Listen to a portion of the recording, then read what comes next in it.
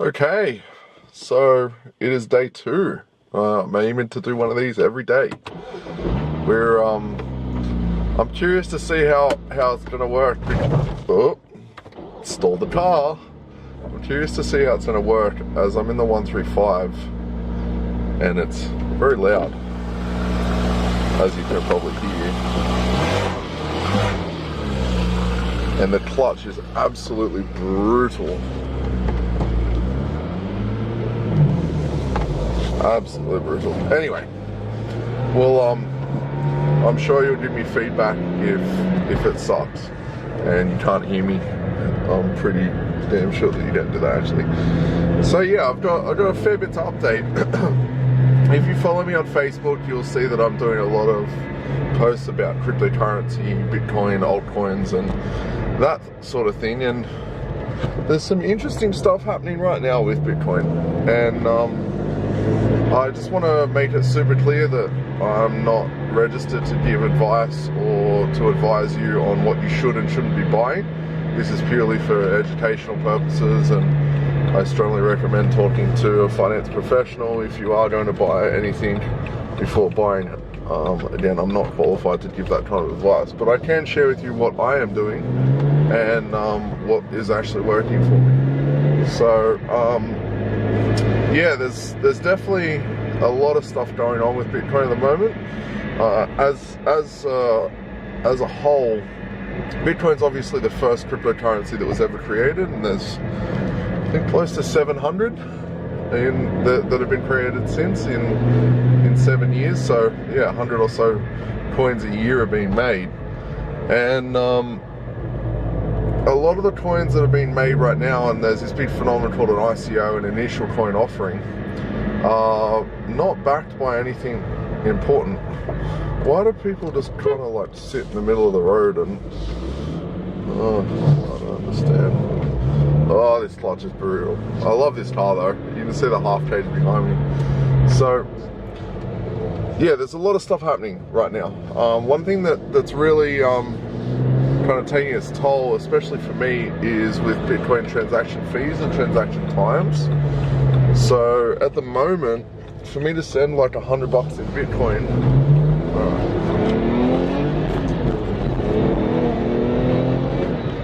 alright, now we're moving.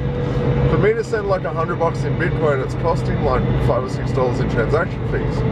And the whole purpose behind Bitcoin was to put the power back in the end user's hands and make it decentralized so that the banks aren't taking their clip, and transaction times are taking between half an hour and an hour depending on how much you set your fees to be, and they're costing a freaking arm and a leg. I was watching a video earlier where someone sent like $300 and it ended up costing like $25 in transaction fees. So they're still buying and holding Bitcoin, but this person that I was watching is basically not using it for transactions at all. They're using Litecoin and Ethereum. And then there's talks of the hard fork that's happening. And what a hard fork is where the people behind the coin basically decide to take it in two different directions, and they split the coin down the middle, and those who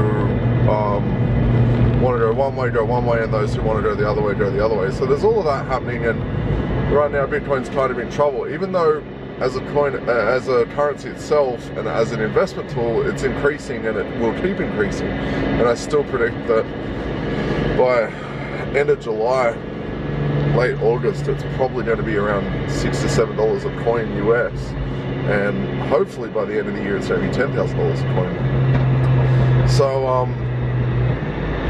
yeah, there's a lot of stuff going on, and there's a lot of things, like I'm spread very wide across all of the cryptos that I've bought. Oh, I love those external wastegates, even though they're not external, but they're freaking loud. Oh, I love the N54 135. It's actually the 4th 1 series I've had. I've had 2 135s and I've had 2 1Ms, and I love them, as you can tell. Yeah, so there's a lot of stuff going on, and it's very, very interesting kind of where we're at with crypto, and there's massive rallies happening for different coins that are going crazy, where people are just buying. Like one of them was, did you buy it, DGB? I bought that. I think I spent $300 on it because I was like, I looked at it as like a bit of a gamble. I thought it might go up a bit. It went to $1,500 in I think 10 days. So I pulled out my $300 and I've ridden the rest. So it's still climbing very happily. And right now they're actually I say it's climbing, but it's actually just started to decline because of some news that just happened, where it was in a competition to win in Singapore for Citigroup's one of their entrepreneurs slash incubator type things. Such a brutal clutch.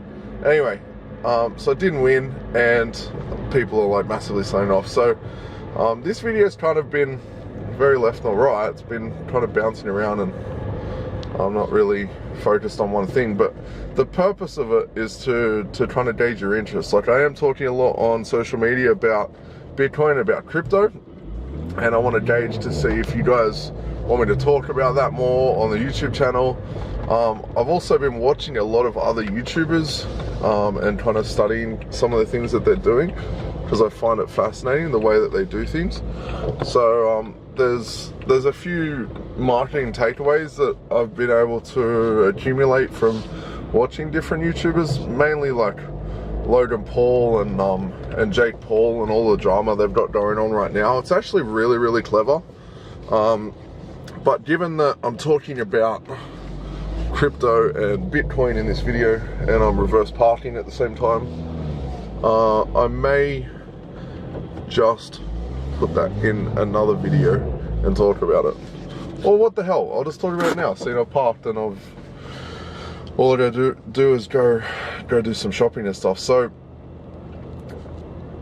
to follow on what I was just talking about, if you're interested in me making more stuff about Bitcoin and crypto before we jump into the YouTube marketers, please comment below. I read a lot of stuff every day.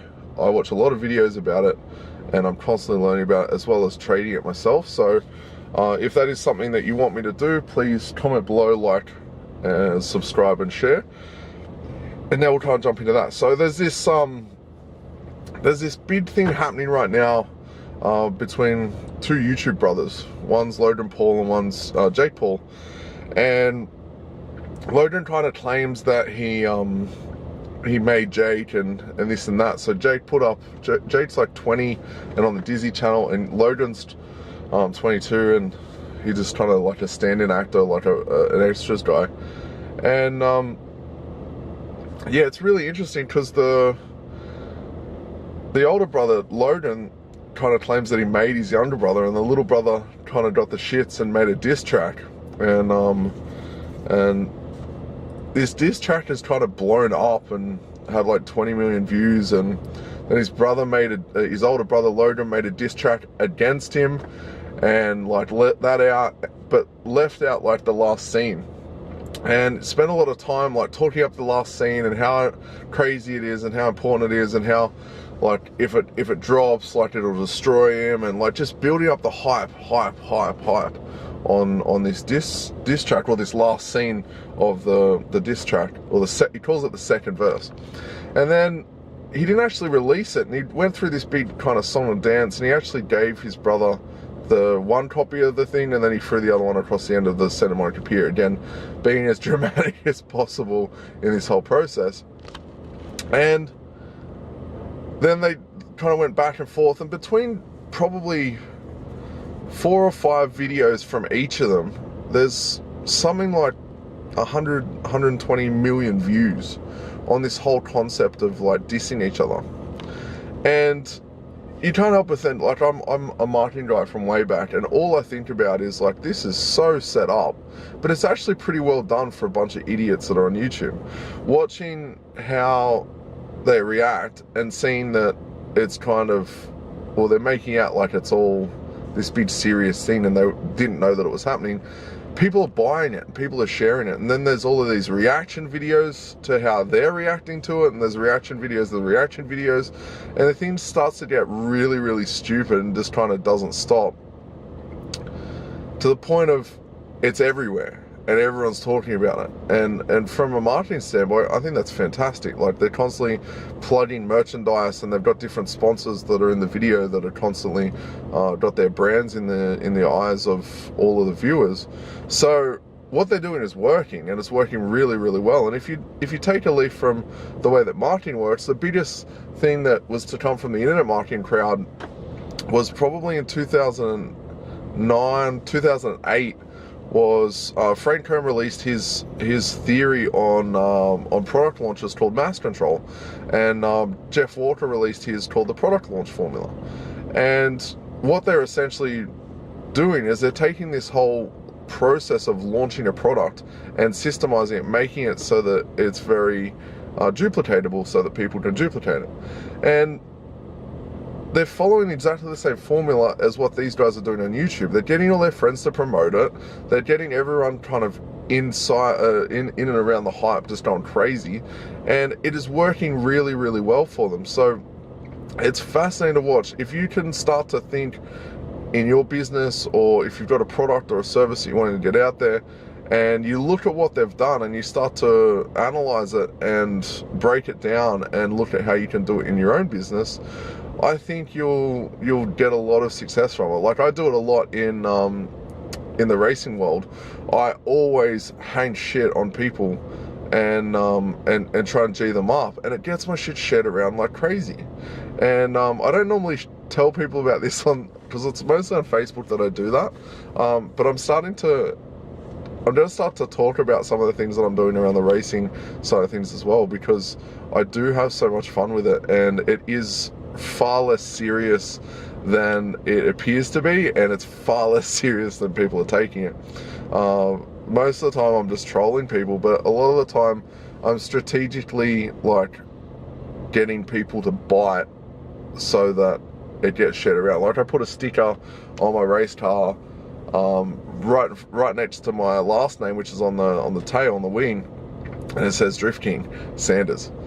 And I, for one, know that I have heaps to learn before I am at the stage of Drift King, and really even at the stage of being able to beat a lot of the people that I look up to here in Australia, who are constantly like top 5 in every round. But the people that see that are gonna just like go crazy. They're gonna be like, who the hell is this guy? Who the fuck does he think he is? He's been doing this for what, 2.5, it's coming up 3 years at the end of this year, and he thinks he's Drift King. Like, I see his lines, I see all the mistakes he makes, I see this, I see that, and I make heaps of mistakes, and I do have a lot to learn, and I'm completely aware of that, and that's the best part about it. So it's quite funny to me, to the whole racing thing, and how serious people take it. But coming back around to the way the YouTubers are doing what they're doing it really well. And it kind of annoys me how long these videos are, because I've probably invested 3 hours watching just like the two brothers and a couple of other versions of this diss track. But I've watched it to kind of take, and I'm really observing how people are acting and their facial cues and their body language, and I'm trying to understand how and what they're doing, and I can see that it's all set up, but it's helping me as a marketer be better. It's helping me create better content. It's helping me create better opportunities for my businesses. So is it worth the 3 hours? Yeah, absolutely. It's definitely gonna do things for me in the future. So this video's gone on for a little bit longer than I expected. I'm probably gonna get people asking me to do kind of a walk around this car, because I know a lot of you really enjoy like seeing the cars that I get and what's been done. And then this thing's actually really modified. Like, you can actually hear it. It's fucking loud. Ready? Really, really loud.